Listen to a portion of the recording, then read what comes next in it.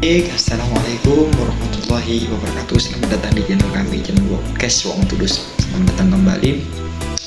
Jadi di sini saya akan menjelaskan tentang metode mukhtalaf hadis, yaitu perbedaan seorang ulama hadis. Dalam ilmu hadis ini seringkali kita temukan perbedaan antara beberapa riwayat yang tampak bertentangan atau disebut dengan mukhtaliful hadis. Fenomena ini, kejadian ini sering terjadi karena beberapa tantangan tersedia bagi para ulama hadis dalam menjaga kemurnian ajaran yang disampaikan oleh Nabi secara dalam. Saat menghadapi perbedaan riwayat yang tampaknya saling bertentangan, saling bermuqtaridah, maka para ulama menggunakan berbagai metode untuk menyelesaikan permasalahan yang terjadi dalam pertentangan ini. Salah satu metode yang paling penting adalah metode tarjih. Tarjih ini mana hadis yang lebih unggul, maka hadis itu yang akan dimenangkan. Itu istilahnya ini dalam istilah perlombaan nilai yang lebih bagus. Dalam hal ini ulama akan melakukan penilaian terhadap itu, ini ya, terhadap kualitas suatu hadis dan sanad, kualitas suatu sanad dan matan hadis yang bersangkutan.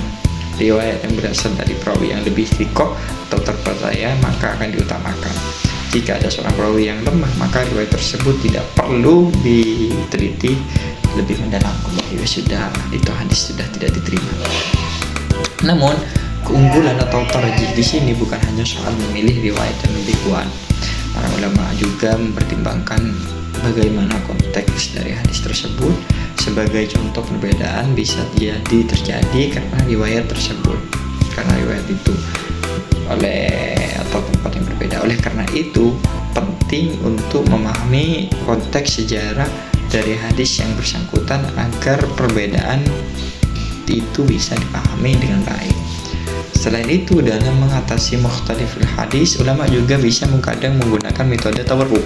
Tawarruk yang ini merupakan berusaha untuk mencari jalan tengah atau moderat, ya, toleran.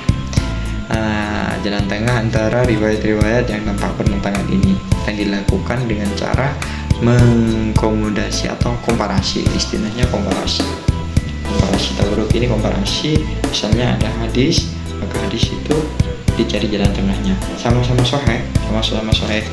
Contohnya seperti hadis apa ya, kemarin itu tentang hadisnya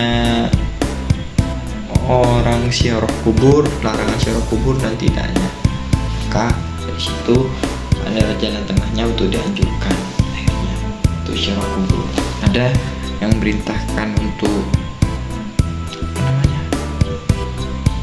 wajib berwudu kalau setelah makan daging. Ada yang batal, ada yang tidak batal untuk makan daging itu. Cuman setelah itu ulama cuman dikomparasi, ditawarkan sama ulama, disatukan, dan akhirnya keputusannya itu ditaruh di tengah-tengah dan disunahkan hukumnya berwudu itu setelah makan daging yang dimakan. Terus metode mukhtalaf ini juga terkadang menjadi sangat penting dalam mata kuliah ilmu hadis, karena ini sangat memberikan wawasan tentang bagaimana para ulama dalam sejarah Islam menghadapi tantangan perbedaan riwayat yang muncul dalam hadis. Mereka tidak hanya mengandalkan teks saja, tetapi juga konteks dan pemahaman yang lebih mendalam.